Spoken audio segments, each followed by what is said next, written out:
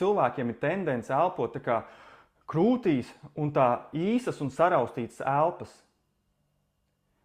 Un tāpēc to fokusu vajag pārvirzīt uz vēderu, uz diafragmu, un tagad tu vari ieelpot. Tātad ieelpa 2, 3, 4, 5 un izelpa caur degunu 2, 3, 4, 5.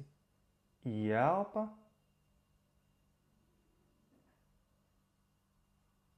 un izelpa. Un atkal ieelpa un izelpa. Ļoti labi. Tagad tu paturpini elpot. Ļoti svarīgi. Tu turpini. Un šis tavs fokus aiziet uz elpu.